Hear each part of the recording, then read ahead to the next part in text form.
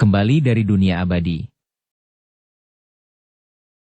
Audiobook, novel silat. Episode 89. Sejauh yang aku tahu, Yan Er telah memberikan nama keluarganya kepada 6 orang sekaligus. Selain Xiao Sui, kau adalah orang pertama yang kutemui dengan nama keluarga Gu. Melihat penampilanmu, kau seharusnya berusia kurang dari 30 tahun, kan? 29, kata Gulang. Tang Xiu menggelengkan kepalanya. Percakapan singkat seperti itu membuatnya sedikit tidak berdaya. Dia mendapati 10 orang berpatroli melewati tembok dengan pengamatan indera spiritualnya. Jadi, dia ingin menghabiskan waktu dan mengobrol, meski berbisik-bisik, dengan Gulang. Namun, dia tidak pernah menyangka bahwa wataknya ternyata sesuai dengan nama belakangnya, penyendiri dan tidak suka bergaul. Beberapa menit kemudian, patroli itu meninggalkan ruang lingkup indera spiritual Tang Xiu. Ia kemudian menunjuk ke jaringan listrik di dinding dan berbisik. Aku akan melemparkanmu ke sana. Tempatnya agak tinggi jadi kau harus berhati-hati memilih tempat pendaratanmu dan tidak jatuh ke tanah. Melihat tembok halaman setinggi 3 atau 4 meter di dekatnya dan jaringan listrik sekitar 1 meter dari tembok, Gulang mengangguk dan berkata, ketinggian 4 hingga 5 meter bukanlah masalah bagi saya. Saya pernah melompat dari lantai 3 dan selamat. Melompat dari lantai 3? Tang Xiu tidak dapat menahan diri untuk tidak menatapnya dengan ekspresi aneh. Kekaguman muncul di dalam dirinya. Bahkan dirinya yang sekarang mungkin akan terluka jika dia melompat dari lantai 3 tanpa kehati-hatian. Sekarang, Tang Xiu berteriak dengan suara pelan sambil mencengkeram pinggang Gulang dan melemparkannya ke atas dengan kuat. Suara jatuh pelan terdengar setelahnya. Melalui indera spiritualnya, dia mengamati Gulang saat dia meminjam daya ungkit dan bergerak seperti kucing macan tutul yang lincah ke dalam hutan di dekatnya dan segera berseru kagum dalam hati. Momen berikutnya. Dengan menggunakan ujung kakinya untuk menginjak dinding, tubuh Tang Xiu melesat ke atas sementara jari-jarinya meraih jaringan listrik di bawah dinding. Dengan kekuatan jari-jarinya, dia mengangkat tubuhnya di udara dan kemudian mengarahkan ujung kakinya ke tempat yang baru saja digenggam jarinya. Meskipun itu hanya sentuhan ringan, kekuatan sekecil ini menarik tubuhnya ke atas lebih dari 1 meter saat dia dengan mudah memasuki halaman istana. Bab 368, Pembunuhan dan Pemerasan. Gerakan Tang Xiu semulus awan yang berlalu dan air yang mengalir. Begitu kakinya menginjak tanah, ia meluncur ke semak-semak seperti seekor caetah. Dengan sedikit usaha, ia berlari ke hutan dalam sekejap mata. Keluarga Sun sangat berhati-hati. Perhatikan keselamatan Anda. Sambil memperhatikan lampu-lampu yang berkedip di kejauhan yang semakin mendekat, Tang Xiu berbisik. Oke, bos, kata Gulang. Sambil menunjuk beberapa rumah kebun yang diliputi oleh indera spiritualnya, Tang Xiu berbisik. Rencana kita hari ini agak tergesa-gesa, jadi kita tidak tahu situasi tempat ini maupun angkatan bersenjata mereka. Karena itu, kita akan menyerang nama-nama yang ada di daftar, yang lainnya bersifat opsional. Sebisa mungkin, jangan bunuh orang tua, anak-anak, atau wanita jika mereka tidak melawan. Dimengerti? Kilatan aneh muncul di mata Gulang saat dia mengangguk tanpa suara.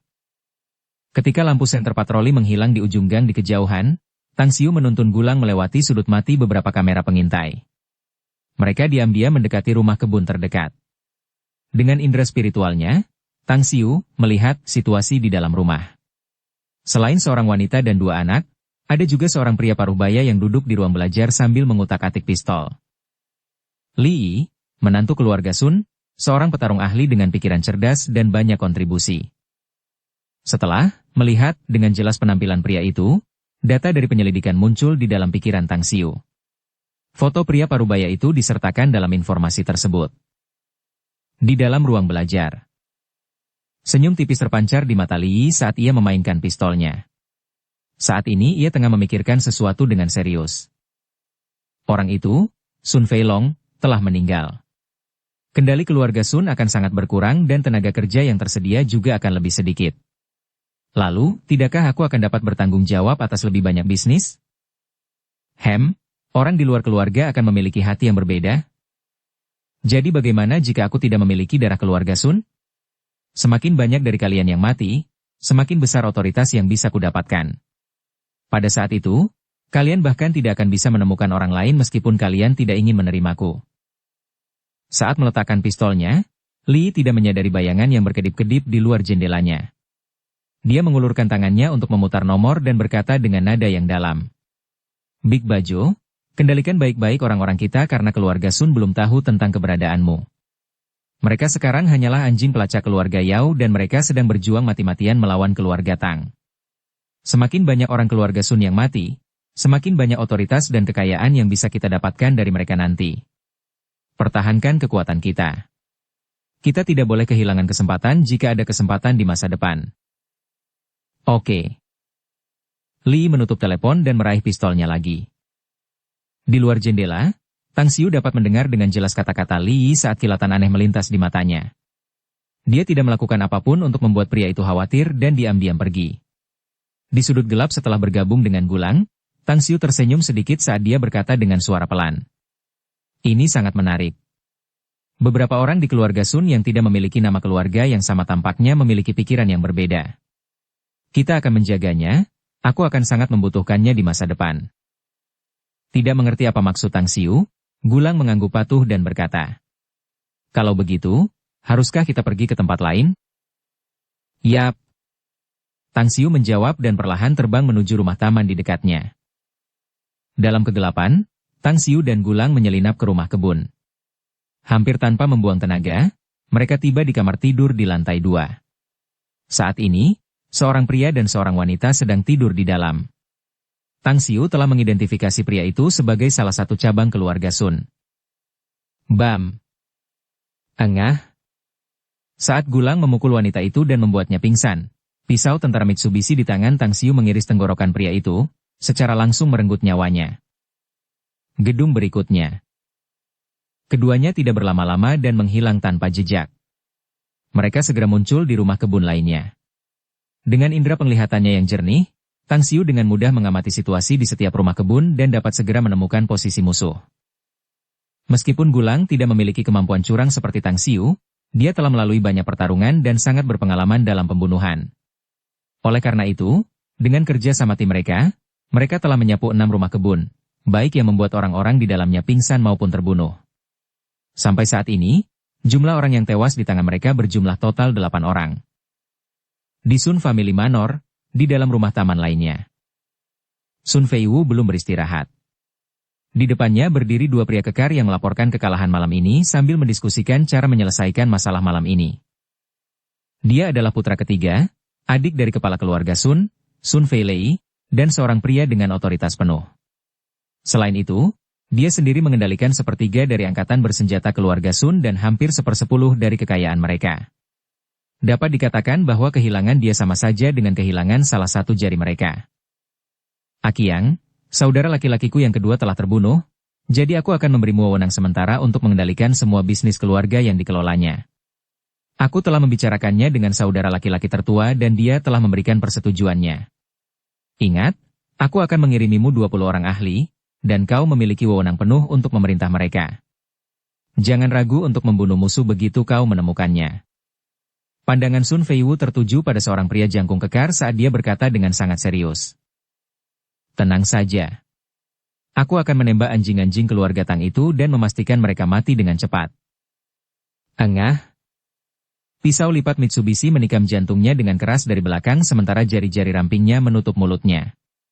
Dari arah pintu, sesosok tubuh yang memegang belati melesat dengan punggung tangan seperti kilat. Dalam rentang napas pendek, sosok itu berlari ke sisi pria kekar lainnya sementara belati itu menebas dan mengiris leher pria itu. Siapa kamu sebenarnya? Dengan perubahan drastis pada ekspresinya, Sun Feiwu bereaksi sangat cepat untuk membuka laci dan mengambil pistol dari dalam, mengarahkan moncongnya ke arah Gulang, yang berlari ke arahnya. Namun, Tang Xiu, yang pertama kali berlari ke dalam, telah bergerak ke samping dan mengayunkan pisaunya untuk menebas tangan Sun Feiwu yang memegang pistol. Diam. Tang Xiu mencengkeram leher Sun Feiwu dan menutup mulutnya sambil menekan pisau tentara Mitsubishi ke lehernya. Rasa sakit itu membuat wajah Sun Feiwu memerah dan tubuhnya berkedut. Dia tidak punya kekuatan untuk mengeluarkan suara sedikit pun. Dia hanya bisa menyaksikan orang-orang kepercayaannya terbunuh di depannya saat mereka jatuh ke dalam genangan darah mereka sendiri. Hatinya berubah seperti es. Tang Xiu menyeringai dan berkata dengan enteng. Ya, Hidup selalu menjadi hal terpenting terlepas dari seberapa banyak kekayaan yang berada di bawah kendalimu. Namun, begitu kau mati, tidak ada yang bisa kau bawa. Jadi, tetap hidup adalah yang terpenting. Berikan aku uangmu dan aku akan mengampuni nyawamu. Sambil menahan rasa sakit yang menyiksa, bibir bawah Sun Feiwu berkedut, mengisyaratkan bahwa ia ingin berbicara. Sambil melepaskan tangannya dari mulut Sun Feiwu, Tang Xiu kemudian berkata dengan dingin. Jangan pernah berpikir untuk meminta bantuan. Saat kau berbicara keras, pisauku akan mengiris tenggorokanmu. Ambil uangmu dan belilah hidupmu sendiri. Aku ingin tahu berapa banyak uang yang akan kau berikan untuk hidupmu sendiri. Siapa kamu? Sun Feiwu dapat merasakan darahnya sendiri menetes dari pergelangan tangannya saat dia bertanya dengan cepat. Jangan pedulikan identitas kami. Kami saudara-saudara baru saja tiba di Guangyang, dan kami segera menyadari bahwa kami tidak dapat makan. Tang Xiu tersenyum pucat dan berkata. Tetapi kemudian kami mendengar bahwa keluarga Sun Anda sangat kaya. Kami awalnya ingin merebut istri Anda untuk meminta tebusan. Tetapi karena dia telah tinggal di rumah Anda selama 2 hari ini, kami hanya dapat mengambil risiko untuk mendapatkan sejumlah uang dari Anda. Dengan pupil matanya mengecil, Sun Feiwu menggeram. Kalian bukan orang keluarga Tang? Mengangkat alisnya dan berpura-pura terkejut, Tang Xiu bertanya balik. Keluarga Tang? Siapa mereka? Terkejut dalam hati, Sun Feiwu berteriak. Kalian bukan anak buah keluarga Tang, tetapi kalian berani menyerbu ke rumah keluarga Sunku? Apakah kalian tidak takut tidak bisa pergi? Kalian pasti tahu bahwa rumah kami dijaga oleh patroli di mana-mana. Kalian akan mati tanpa tempat pemakaman begitu kalian ditemukan. Apakah ada patroli di rumah besarmu yang rusak ini? Dengan ekspresi aneh, Tang Xiu menjawab. Kenapa kita tidak bertemu satupun saat kita menyelinap ke sini? Namun, aku melihat beberapa orang. Mereka masuk ke dalam lalu keluar lagi, jadi kalian bertiga tinggal di sini. Brengsek. Sun Feiwu benar-benar geram dalam hatinya. Tak pernah sekalipun ia mengira bahwa kedua bajingan ini bukanlah anak buah keluarga Tang.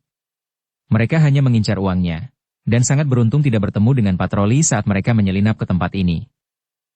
Sungguh malang nasib ini, tetapi ia telah mengalaminya berkali-kali. Namun, ia berani bersumpah bahwa nasib buruk ini adalah nasib buruk yang belum pernah ia alami sepanjang hidupnya. Berapa yang kau inginkan? Aku akan memberikannya padamu. Sun Feiwu berkata dengan suara serak. Baiklah. Kudengar keluarga Sunmu sangat kaya dan istrimu tampaknya mengelola perusahaan besar. Tang Xiu berkata sambil tersenyum. Kau seharusnya punya banyak uang, bukan? Sebutkan harganya. Berapa harga nyawamu dan istrimu? Namun, ingatlah. Jika kau cukup berani untuk menipu kami dan tidak berani memberi kami kekayaanmu, maka kau akan mati dengan sangat menyedihkan. Kau bisa yakin kami akan mempermalukan istrimu dan kemudian membunuhnya. Anda? Niat membunuh mengalir deras di dalam hati Sun Feiwu. Namun, saat ini dia seperti ikan di atas talenan. Meskipun dia benar-benar ingin membunuh mereka, dia tidak berani bertindak. Aku akan memberimu uang. 10 juta. 10 juta? Kau benar-benar akan memberi kami 10 juta? Kata Tang Xiu dengan ekspresi terkejut yang menyenangkan. Hidupmu hanya bernilai 10 juta? Itu terlalu sedikit, kata Gulang. Gulang, apakah kamu mengatakan 10 juta terlalu sedikit? Apakah keluarga mereka punya lebih banyak uang? Tanya Tang Xiu. Ya. Kudengar perusahaan besar mereka bernilai lebih dari 1 miliar. Gulang mengordinasikan. Wajah Tang Xiu berubah saat dia menusuk paha Sun Feiwu sambil menutup mulutnya dan membentak. Dasar bajingan. Kau benar-benar ingin memberi 10 juta untuk memecatku? Apa kau pikir ayah besar ini idiot? Beri aku lebih banyak. Saya pikir dia bisa mengeluarkan 200 juta, kata Gulang. 200 juta? Apakah dia benar-benar akan mengeluarkannya? Seru Tang Xiu. Kita lihat saja kemampuannya. Kalau dia tidak bisa memberi kita 200 juta, bunuh saja dia dan mari kita cari istrinya, kata Gulang. Kau benar, wanita memang sangat pemalu. Tang Xiu mengangguk dan berkata. Jadi, bagaimana kalau kita membunuhnya sekarang? Kudengar istrinya sangat cantik, kita bisa. Baiklah. Saat Tang Xiu melonggarkan cengkeramannya, Sun Feiwu melepaskan diri dan tiba-tiba menggeram. Bab 369, mencairkan uang dan menyebutnya selesai. Tang Xiu menatap Sun Feiwu dengan ekspresi puas. Keluarga Tang telah menderita kerugian besar. Dia tidak keberatan untuk menguangkan sambil membunuh keluarga Sun untuk mengganti kerugian keluarganya. Pembicaraan dengan Gulang tadi sebenarnya hanya sandiwara. Mereka telah membunuh banyak anggota keluarga Sun yang berpangkat tinggi sebelum datang ke tempat Sun Feiwu, dan mereka juga melakukan hal yang sama sebelum membunuh mereka. Gulang, berikan dia rekening bankmu. Mendengar itu, Gulang segera memberitahu Sun Feiwu rekening banknya.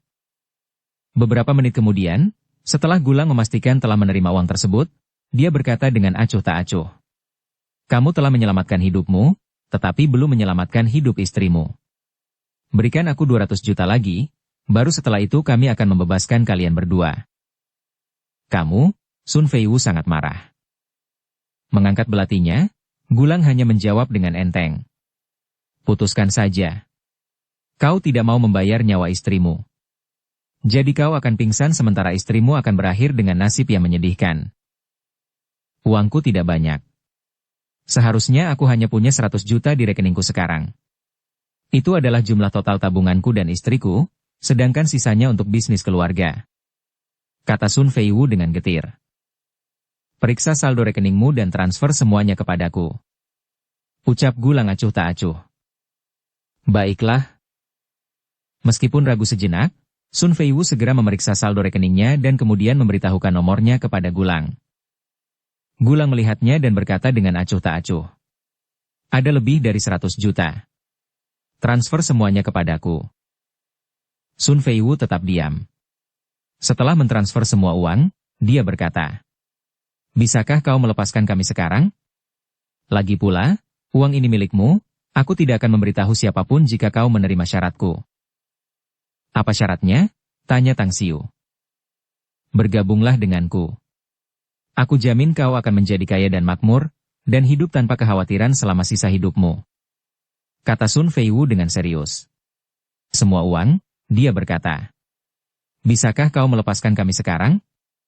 Lagi pula, uang ini milikmu, aku tidak akan memberitahu siapapun jika kau menerima syaratku. Melonggarkan cengkeramannya pada Sun Feiwu, Tang Xiu datang ke hadapannya dan berkata sambil tersenyum. Syaratmu sangat menggoda. Jika aku tidak bermarga Tang, aku akan menerimanya tanpa pertimbangan. Engah. Pisau di tangan Gulang menusuk jantung Sun Feiwu. Bajingan. Kalian benar-benar orang-orang keluarga Tang. Tapi kalian jelas-jelas mengatakan jika aku memberikan uangnya, pupil mata Sun Feiwu mengecil saat dia berteriak dengan marah.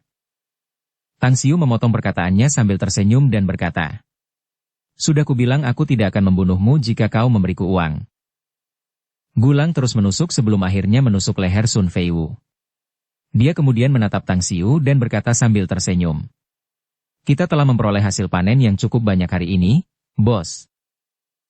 Benar. Jauh lebih banyak dari yang kuharapkan. Tang Xiu berkata sambil tersenyum. Sepertinya merampok dan menjarah benar-benar membuat orang kaya. Apa pepatah itu lagi? Sama seperti kuda tidak akan menjadi gemuk tanpa rumput malam, begitu pula manusia tidak akan menjadi kaya tanpa uang yang tidak jujur. Bagaimanapun, simpanlah uang itu untuk saat ini dan kemudian transfer ke rekening Ban Swiss nanti. Baiklah. Gulang mengangguk. Setengah jam kemudian, saat Tang Xiu dan Gulang membunuh anggota keluarga Matahari ke-21, terdengar suara gemuruh dari rumah taman di kejauhan. Pembunuhan. Musuh. Di dalam rumah kebun, Tang Xiu dan Gulang saling berpandangan sambil mengangguk satu sama lain. Tanpa melihat ke arah pria yang berlumuran darahnya sendiri, mereka segera berlari keluar. Di bawah pengawasan indera spiritual Tang Xiu, dia dapat dengan jelas mengamati apapun dalam jarak 2 hingga 300 meter. Raut wajahnya sedikit berubah setelah melihat pasukan yang sebelumnya berada di luar jangkauan persepsinya berbalik. Kecepatan reaksi dan mobilitas regu patroli keluarga Sun sangat bagus. Kita akan berhadapan dengan regu patroli yang terdiri dari 10 orang di depan. Jangan sampai terlibat perkelahian dengan mereka. Kita bisa membunuh sebanyak yang kita bisa, tetapi yang terpenting bagi kita sekarang adalah melarikan diri. Ucap Tang Xiu berbisik setelah bersembunyi di semak-semak. Oke. Niat membunuh terpancar di mata Gulang. Situasi seperti itu adalah sesuatu yang telah dialaminya berkali-kali.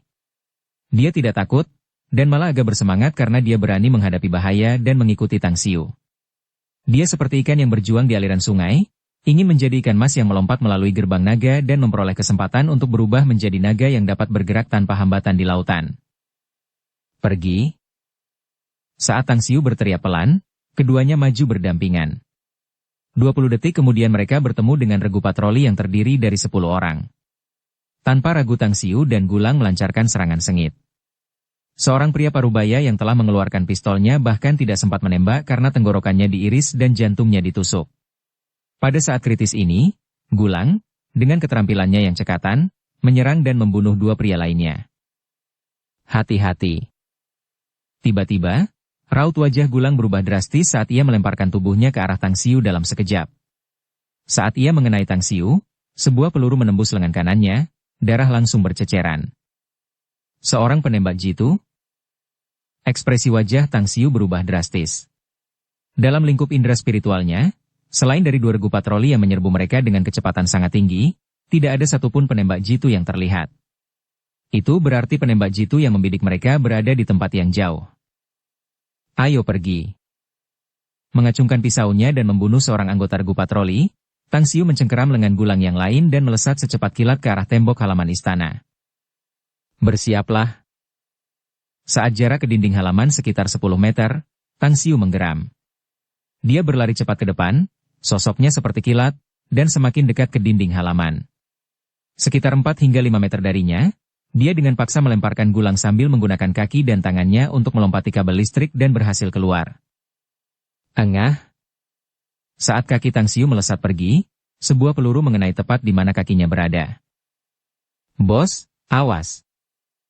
Memperlambat langkahnya, Gulang dengan mudah disusul oleh Tang Xiu. Tang Xiu tidak berbicara. Dia mengulurkan tangan untuk meraih bahunya dan mempercepat sekali lagi. Memacu kecepatannya hingga batas maksimal, dia berlari seperti hantu. Di Sun Family Manor, di dalam rumah kebun, Su Feng mengamati melalui teleskop senapan runduknya. Dia menembak 2 kali, salah satunya mengenai lengan musuh, namun gagal pada kali kedua. Namun saat ini, tak seorang pun tahu betapa panik dan takutnya dia. Sebab di antara semua musuh kuat yang pernah ditemuinya, tak seorang pun memiliki kecepatan yang demikian ekstrim. Kecepatan itu sudah melampaui batas yang bisa dicapai manusia. Bahkan jika dia berada sangat jauh dari mereka dan dibantu oleh teleskop bidik senapan runduk, dia hanya bisa menangkap sedikit lintasan pria itu. Apakah dia masih manusia? Sun Feng yang pahit dan sepat hanya bisa melihat mereka menghilang di kejauhan. Ia menyimpan senapan runduknya dan segera berlari menuruni tangga. Di pinggir jalan 4 atau 5 kilometer dari Sun Family Manor, Li Xiaojie sedang duduk di kursi pengemudi, merokok dan mengamati sekelilingnya. Tiba-tiba, ekspresinya sedikit berubah, raut wajahnya berubah setelah melihat Tang Xiu berlari mundur dari jarak puluhan meter. Cepat. Kenimbangmu. Hati Li Xiaojie bergetar. Dengan matanya yang tajam, dia bisa melihat Tang Xiu membawa serta Gulang, yang pakaiannya sudah diwarnai merah. Bam! Pintunya dibuka dan ditutup dengan cepat. Maju, teriak Tang Xiu dengan nada berat dan dalam. Li Xiaojie menyalakan mobil dan segera melaju keluar. Setelah melaju sejauh lebih dari 10 kilometer, dia kemudian bertanya. Bos, apakah Gulang baik-baik saja? Saat ini Tang Xiu telah merobek pakaian di luka Gulang dan menyegel titik akupunturnya untuk menghentikan pendarahan. Saat dia mendengarkan pertanyaan Li Xiaojie, dia menggelengkan kepalanya dan berkata, itu tidak fatal, tetapi kita harus kembali ke distrik Hongpo secepat mungkin. Aku perlu mengeluarkan peluru di lengannya. Mengerti? Li Xiaojie menjawab cepat. Bos, luka seperti ini tidak ada apa-apanya. Sambil menyeringai, Gulang berkata sambil tersenyum. Kita tidak bisa langsung kembali ke distrik Hongpo, kita harus meninggalkan mobil di tengah jalan. Kalau tidak, keluarga Sun akan dapat menangkapnya di video pengawasan jalan yang baru saja kita lewati. Dimanapun itu muncul, mereka juga akan menemukan pabrik di distrik Hongpo. Setelah merenung sejenak, Tang Xiu segera mengeluarkan ponselnya dan menghubungi nomor ponsel Tang Wei. Saat suara samar Tang Wei keluar, Tang Xiu berkata dengan suara berat. Jangan tidur dulu. Datang dan jemput kami. Aku belum akan memberitahu alamatnya, tetapi kita akan tetap berhubungan. Hei, apa maksudmu? Kamu tidak? Tang Wei tersadar dan bertanya dengan rasa ingin tahu. Baiklah, kami bosan malam ini, jadi kami pergi mengunjungi keluarga Sun dan melakukan beberapa pembunuhan. Gulang terluka dan kami harus segera kembali untuk merawatnya. Cepatlah dan jangan biarkan siapapun melacakmu, kata Tang Xiu. Baiklah. Meskipun Tang Wei terkejut mengetahui bahwa Tang Xiu dan Gulang pergi untuk membunuh keluarga Sun larut malam, dia juga tahu bahwa saat ini belum waktunya untuk memahami situasi. Setelah menjawab, dia berpakaian dan bergegas keluar. Tang Wei tiba setengah jam kemudian. Ketiganya meninggalkan mobil sebelumnya dan Li Xiaojie menembak tangki bahan bakarnya saat mobil itu meledak dan terbakar. Setelah itu, keempatnya pergi dengan kecepatan yang sangat tinggi. Meskipun plat nomornya palsu, tetap saja kita tidak bisa membiarkannya begitu saja. Sambil meletakkan SIM-nya ke dalam mobil dan kemudian duduk, Li Xiaojie kemudian mengalihkan pandangannya ke arah Tang Wei yang berwajah muram. Saat ini, Tang Wei benar-benar marah. Dia marah karena keberanian mereka, bahkan berani berlari ke keluarga Sun untuk melakukan pembunuhan saat ini. Dia telah mendengar tentang pasukan pertahanan bersenjata keluarga Sun. Pertahanannya sangat ketat dan tangguh. Namun, ketiganya kembali hidup-hidup, membuatnya merasa agak tidak percaya. Tang Xiu, jika kakek besar tahu tentang masalah ini, dia pasti akan sangat marah. Aku yakin itu. Kau terlalu berani. Tidak akan jadi masalah jika itu terjadi di tempat lain, tetapi kau berani lari ke keluarga Sun? Kau sudah bosan hidup atau apa? Pada akhirnya, Tang Wei masih tidak bisa menahannya. Dia menggeram marah sambil melihat Tang Xiu melalui kaca spion. Senyum tipis muncul di sudut mulut Tang Xiu saat dia berkata, Saudara Wei, aku tahu kamu khawatir. Tapi bukankah kita baru saja melarikan diri? Lagi pula, bisnis malam ini cukup bagus. Bos, kamu hanya berada di dalam selama 1 jam lebih sedikit. Berapa banyak orang yang bisa kamu bunuh? Kata Li Xiaojie sambil tersenyum paksa. Kau menyelinap masuk selama lebih dari 1 jam? Dan kau bahkan berhasil melarikan diri? Kata Tang Wei dengan alis berkerut. Jika kita tidak menghitung waktu kita membunuh beberapa regu patroli itu, kita telah membunuh total 21 anggota keluarga Sun. Mereka semua adalah anggota dalam daftar incaran dan juga merupakan tulang punggung keluarga Sun. Sayang sekali kita tidak menemukan kepala keluarga Sun. Kalau tidak, serangan malam ini akan menjadi sukses total. Apa? Bab 370, beberapa keluarga bergembira sementara beberapa lainnya cemas. Raut wajah Tang Wei berubah drastis, bahkan Li Xiaojie pun menampakkan ekspresi tidak percaya. 21. Anggota klan utama yang memiliki wewenang di keluarga Sun mungkin berjumlah sekitar selusin orang. Ditambah dengan para eksekutif tingkat atas, jumlahnya mungkin kurang dari 30. Sebelumnya mereka telah membunuh beberapa dari mereka. Namun, malam ini Tang Xiu dan Gulang telah membunuh 21 dari mereka hanya dalam waktu kurang dari 1 jam? Begitulah. Bukankah ini sama saja dengan hampir semua anggota keluarga Matahari terbunuh? Sambil menelan ludahnya sendiri, Tang Wei bertanya. Kakak, kamu tidak berbohong, kan? Kamu benar-benar telah membunuh 21 anggota keluarga Sun dalam daftar nama?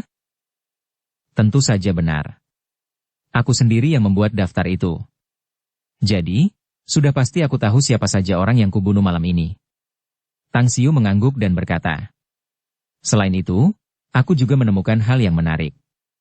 Keluarga Sun mungkin tidak akan menjadi musuh kita lagi setelah malam ini. Apa maksudmu? Tanya Tang Wei bingung. Tunggu saja. Kau akan segera tahu. Tang Xiu tersenyum misterius.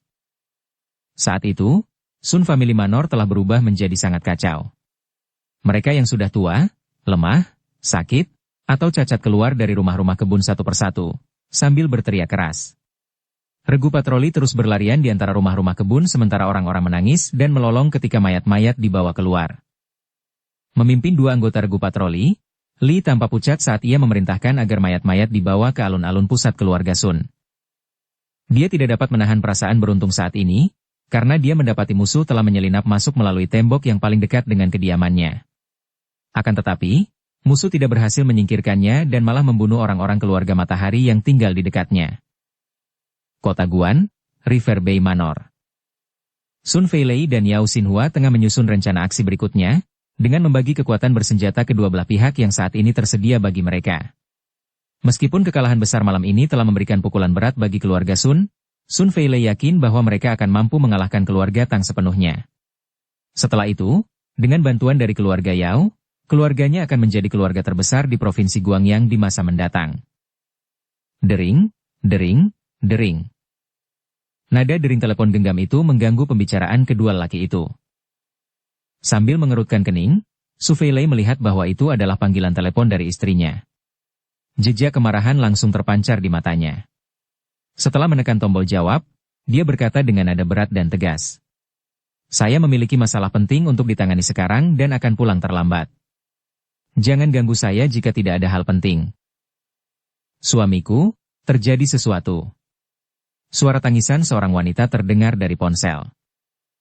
Apa yang terjadi? Ekspresi Sun Feilei berubah saat dia tiba-tiba berdiri. Keluarga Matahari kita sudah tamat. Wanita itu terisak. Hei, ayah tua ini belum meninggal. Tidak mungkin keluarga Sun akan berakhir. Cepat ceritakan padaku, apa yang sebenarnya terjadi? Sun Feilei berteriak dengan marah. Suamiku, musuh menyelinap ke rumah keluarga Sun kita dan membunuh banyak anggota keluarga kita. Wanita itu menangis tersedu-sedu. Fei Wu, Sun Wei, Qian Jin, dan hampir semua keturunan langsung keluarga Sun kita tewas. Semua anggota yang memegang posisi penting di keluarga Sun kita juga telah tewas. Tidak termasuk anggota regu patroli, 21 orang tewas. Apa? Pupil mata Sun Feilei membesar saat dia meraung dengan marah. Dia tidak percaya dengan apa yang didengarnya. Sun Family Manor yang bermartabat memiliki pasukan bersenjata yang sangat tangguh untuk mempertahankannya. Bagaimana mungkin musuh bisa menyerangnya? Terlebih lagi, para petinggi klan Matahari juga dibunuh oleh mereka. Wanita jalang, apa kau bercanda denganku? Ini sama sekali tidak lucu. Wanita itu semakin menangis. Aku tidak bercanda. Itu benar. Mereka semua mati dan keluarga Matahari kita sudah tamat. Tubuh Sun Feilei menggigil ketika ponselnya jatuh ke lantai. Kepala keluarga Sun, apa yang terjadi? Yao Xinhua bertanya dengan nada berat. Sambil mengangkat kepalanya untuk melihat Yao Xinhua yang khawatir, Sun Feilei tampak kehilangan jiwanya saat ia terkulai di sofa, bergumam. Semua orang sudah mati. Anggota inti keluarga Sunku semuanya sudah mati. Wajah Yao Xinhua berubah. Dia mencengkeram Sun Feilei dan berteriak dengan marah. Omong kosong apa yang kau bicarakan? Siapa yang mungkin memiliki kemampuan untuk membunuh semua anggota inti keluargamu? Aku tidak tahu. Istriku yang meneleponku. Sun Feilei menggelengkan kepalanya dan berkata. Tidak termasuk petugas patroli yang tewas, hanya anggota inti keluargaku yang tewas berjumlah 21 orang. Melepaskan Sun Feilei, ekspresi ngeri tergambar di wajah Yao Xinhua saat dia menelan ludahnya sendiri dengan marah. Keluarga Sun adalah tiran lokal di Guangyang dan anggota inti tingkat tinggi yang mengendalikan kekuatan sebenarnya di seluruh keluarga berjumlah sekitar 30 orang. Beberapa dari mereka telah meninggal sebelumnya dan sekarang 21 orang lainnya menyusul. Itu, berapa banyak anggota tingkat atas yang masih hidup yang masih dimiliki keluarga Sun sekarang? Yao Xinhua menarik napas dalam-dalam dan menahan rasa takut di hatinya. Dia kemudian berteriak dengan tegas. Ayo segera pergi ke Sun Family Manor. Provinsi Fukang, di keluarga Huang. Huang Jinfu tertidur, tetapi terbangun karena nada dering ponselnya. Saat dia mengakhiri panggilan, ekspresi terkejut terlukis di wajahnya yang persegi. Ya. Informasi yang baru saja diterimanya mengejutkannya. Keluarga Sun Guangyang yang bermartabat telah membunuh anggota inti mereka dalam semalam. Jumlah musuh belum diselidiki dengan jelas, tetapi dikatakan bahwa jumlahnya sangat sedikit. Hanya 2 orang yang terlihat. Aula Pesta Abadi. Haha, dengan Aula Pesta Abadi sebagai musuh, keluarga Sun mungkin sudah tamat. Dan keluarga Yao. Cek, cek. Jika Aula Pesta Abadi mengerahkan seluruh orangnya, bahkan mereka juga seharusnya bisa. memusnahkan mereka dalam semalam tanpa masalah, bukan? Mengambil napas dalam-dalam, Huang Jinfu segera menghubungi nomor ponsel. Sobat, sebaiknya kau percepat langkahmu. Sebaiknya Bai yang sudah bisa kembali ke keluarga Bai besok pagi. Aku tahu. Tapi aku hanya. Kamu juga dapat beritanya? Ya. Sekarang kau pasti menyadari betapa mengerikannya kekuatan aula pesta abadi, ya? Huang Jinfu memaksakan senyum dan berkata. Jangankan keluarga Sun, bahkan jika itu adalah keluarga Huangku. Aku khawatir kita juga akan dimusnahkan dalam semalam. Saudara Jinfu, tolong beritahu saya tentang kekuatan dan pengaruh seperti apa sebenarnya yang dimiliki aula pesta abadi ini? Suara seorang pria parubaya terdengar dari telepon. Saya tidak tahu. Saya benar-benar tidak tahu apa-apa. Huang Jinfu memaksakan senyum dan berkata. Mereka sangat misterius dan sangat menakutkan. Namun yang terpenting, orang-orang mereka sangat rendah hati. Saya mengerti. Anda dapat yakin bahwa saya tidak akan pernah mengirim siapapun untuk menyelidiki balai pesta abadi ini. Selain itu, saya akan berusaha sebaik mungkin untuk membangun hubungan dengan orang-orang balai pesta abadi. Oh, jika Anda bertemu orang itu lagi. Saya harus menyusahkan Anda untuk bertanya kepadanya apakah balai pesta abadi bersedia membuka cabang di Provinsi Guangyang. Keluarga Chu saya pasti akan berusaha keras untuk membantu mereka. Baiklah. Panggilan berakhir. Wajah Huang Jinfu tampak agak rumit. Berpakaian rapi dan berjalan menuju jendela, lalu ia melihat pemandangan di luar yang diselimuti keheningan yang mendalam. Di dalam hati, ia mendesah pelan. Siapa yang mengira bahwa pukulan yang belum pernah terjadi sebelumnya akan menimpa keluarga Sun di malam yang tenang ini? Terlebih lagi keluarga Chu akan segera membantu saat mereka diminta bantuan. Jika keluarga Chu mampu membangun hubungan baik dengan balai pesta abadi, itu berarti keluarga Huang juga akan mencapai kesepakatan aliansi rahasia dengan keluarga Chu. Beijing. Suara-suara membangunkan Tang Kuosheng dari tidurnya. Setelah mendengar panggilan telepon, dia tertawa terbahak-bahak 3 kali dan segera menelepon Tang Xiu. Dibandingkan dengan Tang Kuosheng, kepala keluarga Yao Qingzun, dilanda kesunyian psikosomatik. Ia terdiam cukup lama. Ia juga menghubungi nomor Yao Xinhua dan hanya mengucapkan beberapa patah kata, berubah dari menyerang menjadi bertahan. Keesokan paginya, 2 mobil Audi melaju ke penjara Sungai Selatan Provinsi Guangyang. Beberapa pria parubaya kemudian masuk ke dalam karena mereka pergi dengan tergesa-gesa beberapa menit kemudian. Di dalam salah satu ruang tahanan di penjara, Bai yang sedang menatap dinding, menghisap sebatang rokok dan tampak putus asa. Rokok itu diberikan kepadanya oleh sipir penjara. Pria itu pernah berutang budi padanya. Dia tahu bahwa dia sudah tamat. Mungkin, bahkan keluarga bayinya juga kemungkinan besar akan tamat. Dia merasa agak kesal. Menjengkelkan ayahnya sendiri karena memilih pihak yang salah, dan mencela karena memilih untuk berpihak pada keluarga Tang di masa lalu. Dia dapat menganggap dirinya sangat jelas tentang situasi seperti apa keluarga Tang saat ini. Mereka mungkin masih memiliki reputasi tinggi dan dapat dianggap sebagai salah satu keluarga teratas di Beijing, tetapi mereka tidak lagi setara dengan diri mereka di masa lalu. Dengan kekuatan dan pengaruh keluarga Tang saat ini di Guangyang, membela diri sendiri agak mustahil, bukan? Sepertinya tetap aman dan sehat, akan sulit. Bai yang mendesah dalam hati. Berderak. Bam. Pintu besi di luar berbunyi. Sipir Jiang Yangwen membawa beberapa petugas polisi ke kamar penjara Bai Yang. Kepala penjaga Jiang, apakah kalian semua? Hati Bai yang mencelos saat dia bertanya dengan suara keras. Senyum lebar tersungging di wajah Jiang Yangwen saat dia berkata. Saudara Yang, saya baru saja menerima perintah untuk membebaskan Anda. Selain itu, perintah itu dikeluarkan secara bersamaan oleh orang nomor 1 dan nomor 2 provinsi. Oh, orang nomor 1 juga berkata untuk memanfaatkan waktu Anda sebaik-baiknya untuk pulang siang ini. Dia mengundang Anda untuk makan siang bersama di rumah Cui Wei. Apa katamu? Bai yang terkejut dan bertanya dengan ragu. Jiang Yangwen mengulangi perkataannya dan kemudian tertawa. Saudara Yang, semuanya baik-baik saja. Semuanya telah diselidiki dengan jelas, dan orang yang menjebak Anda telah ditangkap. Dia adalah anggota keluarga Sun yang menulis surat anonim itu dan menyebarkan rumor. Meskipun demikian, orang itu akan segera dikirim ke sini untuk ditahan. Sambil menelan ludahnya, mata Bai Yang melirik beberapa petugas polisi. Melihat ini, Jiang Yangwen langsung mengerti apa yang dipikirkan Bai Yang. Dia menoleh ke arah polisi dan melambaikan tangannya, memberi isyarat agar mereka pergi. Ketika hanya ada 2 orang yang tersisa di dalam ruangan, dia berkata, "Saudara Yang, apakah ada yang ingin Anda ketahui?" "Kepala penjaga Jiang, apa alasan semua ini?" tanya Bai Yang. Jiang Yangwen melangkah mundur untuk melihat keluar pintu. Setelah tidak menemukan siapapun di sana, dia menghampiri Bai Yang dan berbisik. "Saudara Yang, sesuatu yang besar baru saja terjadi di Guangyang. Awalnya, hanya kantor pusat Starlight Group milik keluarga Tang yang terbakar, bukan?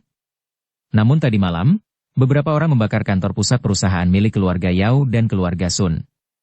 Lebih jauh lagi, 200 hingga 300 orang dari kedua pihak ini tewas. Kudengar mereka dibunuh. Namun, ini bukanlah berita yang paling mengejutkan. Berita yang paling mengejutkan adalah bahwa keluarga Sun mengalami akhir yang tragis. Tadi malam, beberapa orang menyelinap ke dalam rumah keluarga Sun dan sebagian besar anggota keluarga tingkat tinggi terbunuh. Sampai saat ini, selain kepala keluarga Sun, Sun Feilei, anggota inti mereka yang tersisa berada di provinsi lain." Ekspresi gembira muncul di wajah Bai Yang. Tiba-tiba ia memperoleh pemahaman yang mendalam, bahwa bagi seseorang pasti selalu ada jalan keluar, sebagaimana setiap awan pasti ada hikmahnya. Nasib menyedihkan keluarga Sun, kerugian keluarga Yao, hal pertama yang terlintas di benaknya adalah keluarga Tang. Dia yakin bahwa pihak yang mampu menciptakan masalah besar seperti ini pastilah keluarga Tang. Bab 371, Reaksi Keluarga Yao. Beijing, di kediaman keluarga Tang. Biasanya, sulit bagi anggota inti keluarga Tang untuk berkumpul di luar hari libur. Namun, hari ini, kecuali mereka yang berada di luar kota dan tidak dapat menyusul, sisanya berkumpul di sini. Bahkan orang tua Tang Xiu yang belum kembali ke Star City juga datang ke sini. "Apakah kamu sudah mendengar beritanya? Keluarga kita baru saja menindas keluarga Yao dan Sun di Guangyang. Mereka baru saja menderita kerugian besar hanya dalam 1 malam." "Ya. Aku juga mendapat kabar. Tang Xiu memang pantas menjadi keturunan keluarga Tang kita. Metodenya benar-benar hebat. Bahkan tadi malam, aku mendengar ayah tertawa lama sekali. Yunde, Ling Yun, kalian berdua benar-benar memiliki putra yang baik. Jika bukan karena dia, aku khawatir bisnis keluarga kita di Guangyang akan hancur total." Senyum Tang Yunde tampak sangat cerah saat mendengarkan para kerabat yang berbicara ramah kepadanya. Sebaliknya, senyum Su Lingyun agak dipaksakan, namun, dia tetap memaksakan diri untuk tersenyum kepada semua orang setelah mempertimbangkan wajah Tang Yunde. "Yun kecil, apakah kamu tidak senang?" Setelah mendapati ekspresi istrinya, Tang Yunde menariknya ke sudut dan berbisik. "Bukan seperti itu. Aku hanya sedikit khawatir." Su Lingyun menggelengkan kepalanya dan berkata, "Dengan begitu banyak kerabat yang terlibat dalam masalah penting keluarga, aku tidak bisa mengerti mengapa Xiu'er lari ke Guangyang untuk mengambil alih situasi secara keseluruhan. Meskipun aku tidak tahu apapun tentang perselisihan antara keluarga besar, tetapi ku dengar itu sangat mengerikan. Dengan begitu banyak orang dari keluarga Yao dan Sun yang meninggal, aku khawatir Xiu'er akan mengalami kecelakaan yang tidak terduga." "Jangan khawatir. Xiu'er telah melakukannya dengan sangat baik di Guangyang." Tang Yunde dengan lembut memeluk Su Lingyun dan berbisik. Itu menunjukkan bahwa dia telah tumbuh dewasa. Selain itu, ada hal-hal yang harus dia lalui cepat atau lambat, dia baru saja mengalaminya sebelumnya. "Tidakkah kamu melihat bahwa dia baik-baik saja sekarang? Dia menelepon ayah tadi malam. Aku tidak bisa memastikannya, tetapi tadi malam, dia memimpin beberapa orang untuk menakut-nakuti keluarga Yao." "Apakah keluarga Yao benar-benar akan takut?" Su Lingyun ragu-ragu. "Jika mereka takut, apakah pertikaian antara kedua belah pihak akan berakhir? Bisa dikatakan bahwa mereka tidak akan melakukannya untuk saat ini. Namun, menurutku seharusnya tidak apa-apa." Tang Yunde berkata sambil tersenyum. "Keluarga Yao tidak berniat untuk mengabaikan semua kesopanan dengan keluarga kita untuk saat ini. Masalah di Guangyang dan Fukang hanyalah mereka menguji situasi untuk menyelidiki kartu-kartu di tangan kita. Yunde, katakan padaku. Haruskah kita pergi ke Guangyang untuk mendukung Xiu'er?" Su Lingyun sedikit lega saat dia mengangguk dan berkata, "Aku khawatir." "Jangan takut. Dia pintar dan pemberani."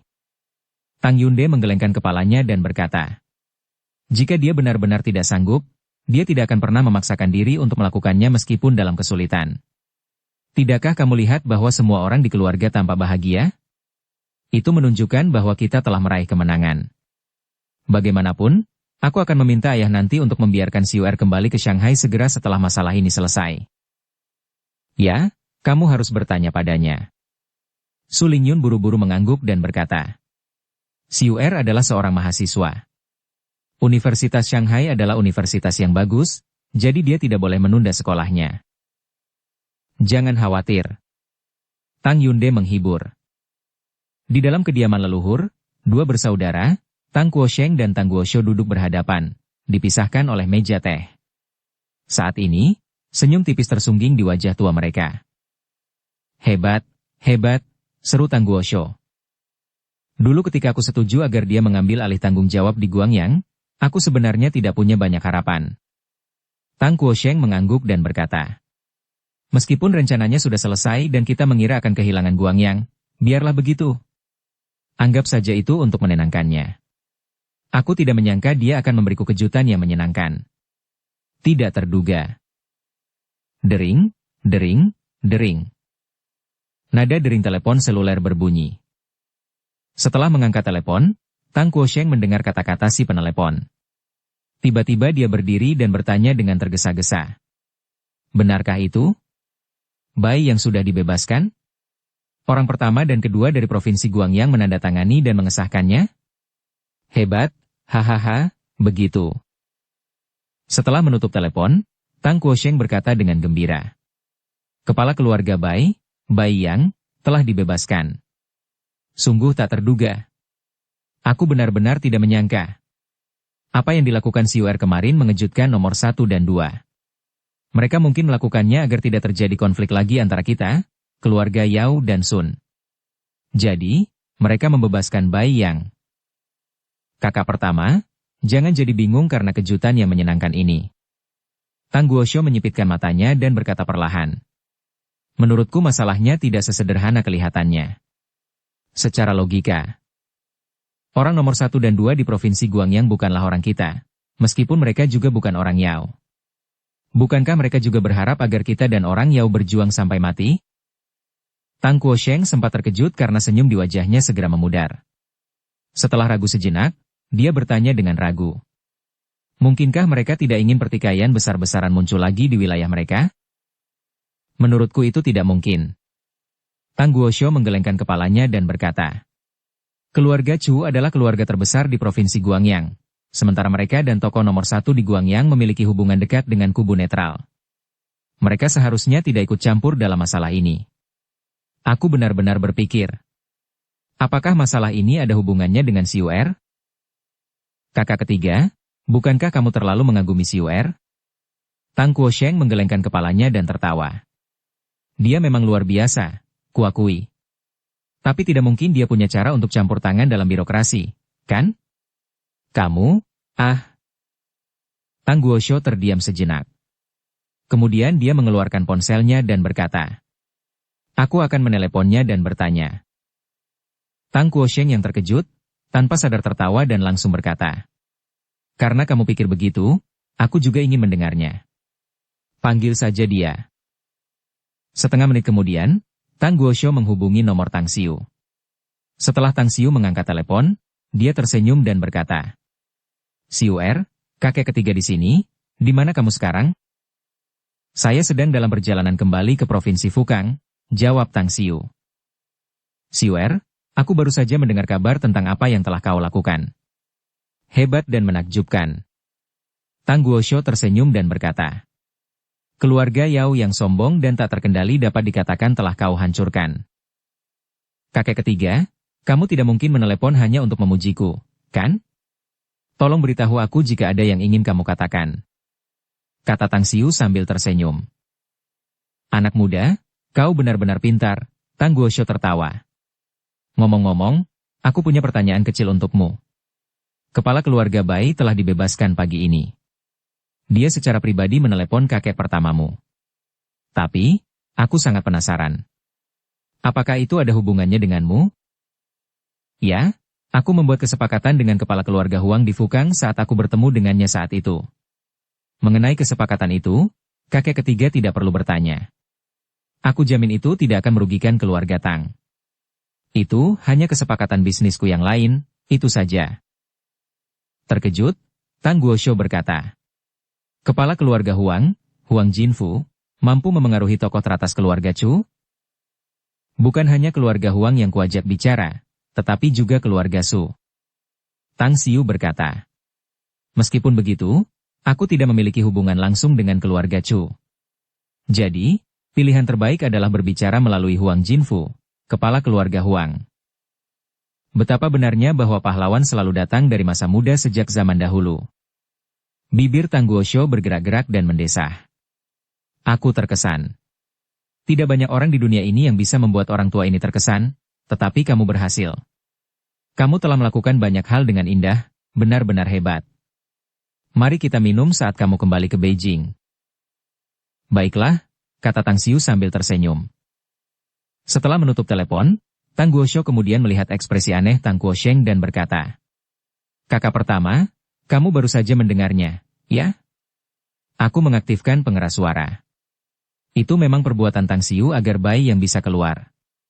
Mengenai kesepakatan antara dia dan keluarga Chu, aku tidak banyak bertanya karena dia tidak ingin mengatakannya. Kakak ketiga, apakah kamu menyadari sesuatu? Xiuer benar-benar terlalu misterius. Mata Tang Guosheng berbinar saat dia bergumam.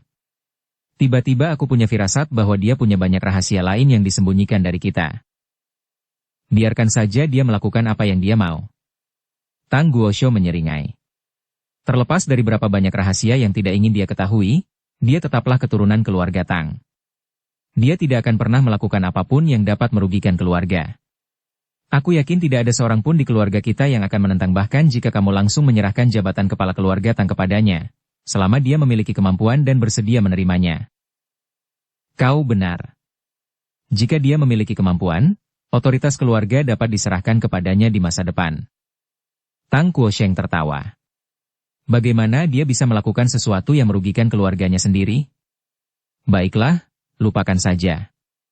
Jika ada, jangan kirim siapapun untuk menyelidikinya. Aku yakin dia akan memberitahu kita tentang hal itu suatu hari nanti. Baiklah. Sementara itu, di sisi lain, sementara keluarga Tang sedang merayakan, keluarga Yao sedang dalam suasana hati yang muram. Yao Qingzun tampak pucat pasi saat duduk diam di ruang belajarnya selama beberapa jam. Baru pada siang hari dia akhirnya melangkah keluar ruangan. Cheng Qing, beritahu Liang Teng untuk kembali. Kirim juga seseorang untuk mengunjungi keluarga Tang. Beritahu mereka bahwa kami akan mengirim beberapa tonik karena bajingan tua Tang sedang tidak sehat. Ayah, bukankah ini sama saja dengan mengakui kekalahan? Wajah Yao Chengqing berubah drastis saat dia buru-buru berkata. Kerugian kita di Guangyang tidak besar meskipun keluarga Sun mengalami kerugian yang cukup besar.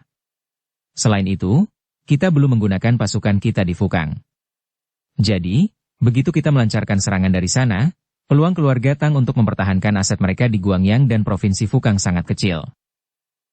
Namun, sampai sekarang, kamu belum menyelidiki dengan jelas siapa yang mengambil alih Guangyang untuk keluarga Tang. Yao Qingzun mendengus dingin dan berkata, dengan kita tidak mengetahui apapun tentang keadaan musuh, bagaimana kita bisa menghitung peluang kemenangan kita jika kita terus bertarung? Ini, Yao Qingcheng tidak tahu bagaimana menjawabnya. Tiba-tiba, nada dering ponsel Yao Qingcheng berbunyi. Saat dia menghubungkan panggilan dan mendengarkan kata-kata pihak lain, dia terdiam. Benarkah? Apa yang terjadi lagi? Melihat ekspresi diam putranya, firasat buruk muncul dalam hati Yao Qingzun saat dia berkata dengan nyaring. Bayi yang telah dibebaskan. Yao Qingcheng berkata dengan getir. Tokoh pertama dan kedua Guangyang menandatangani dan mengesahkannya secara bersamaan. Selain itu, ada juga beberapa orang yang berbicara untuknya di Beijing. Ekspresi Yao Qingzun berubah. Dia terdiam cukup lama sebelum akhirnya tersenyum, meskipun agak tidak sedap dipandang. Keluarga Tang yang baik sekali, ya. Aku tidak menyangka mereka akan menyembunyikan diri sedalam itu. Aku khawatir akan agak sulit untuk mengalahkan mereka selama kakek tua Tang itu belum meninggal. Lupakan saja. Kami sudah menguji situasinya. Lakukan saja apa yang sudah kukatakan sebelumnya. Baiklah. Yao Chengqing mengangguk tanpa suara. Saat hendak pergi, Yao Qingzun berteriak dengan nada mengancam. Ingat, meskipun pertempuran di sana sudah berakhir, kamu harus menyelidiki dengan jelas siapa orang yang bertanggung jawab atas Provinsi Guangyang. Setuju. Aku akan melakukannya sesuai instruksimu.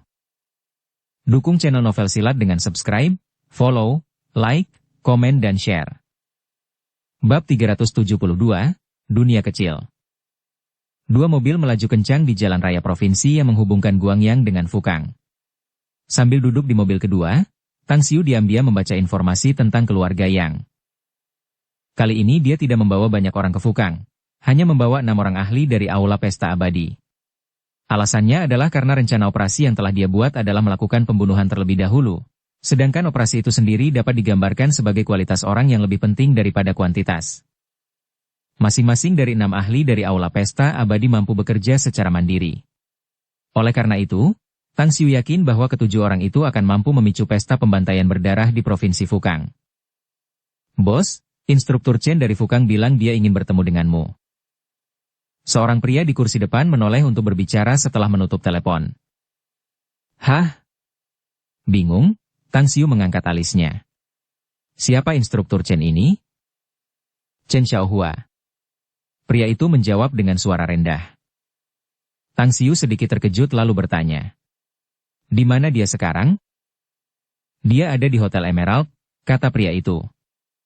Karena kita belum memutuskan di mana akan menginap, langsung saja menuju ke Emerald Hotel. Tang Xiu mengangguk dan berkata. Setuju? Pria itu mengangguk. Setengah jam kemudian, kedua mobil itu tiba di tempat parkir bawah tanah Hotel Emerald di kota Zhou, Provinsi Fukang. Setelah memarkir mobil, rombongan yang terdiri dari 7 orang itu menaiki lift ke lantai 18. Tang Xiu kemudian melihat seorang pria parubaya yang ramah mengenakan kacamata berdiri di luar. Hai, bos. Begitu melihat Tang Xiu, mata Chen Xiaohua langsung berbinar dan dia membungkuk. Kamu Chen Xiaohua?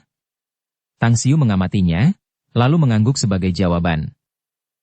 Ya, ini aku, kata Chen Xiaohua sambil tersenyum. Sambil melambaikan tangannya, Tang Xiu kemudian berjalan menuju koridor dan bertanya. Mengapa kamu ada di Fukang? Apakah karena bisnis barang antik balai pesta abadi kita di kota Zhou? Sambil berjalan di samping Tang Xiu, Chen Xiaohua menjawab. Aula pesta abadi kami memang memiliki beberapa toko barang antik di kota Zhou. Namun, alasan saya datang kali ini adalah karena saya perlu berkonsultasi dengan Anda, bos. Dan itu? Tang Xiu terkejut. Ayo kita ke kamar dulu, bos. Aku sudah menunggu kedatanganmu dan aku sudah menyiapkan tehnya, kata Chen Xiaohua. Bersambung ke episode 90. Dukung kami dengan subscribe, follow, like, komen dan share. Terima kasih.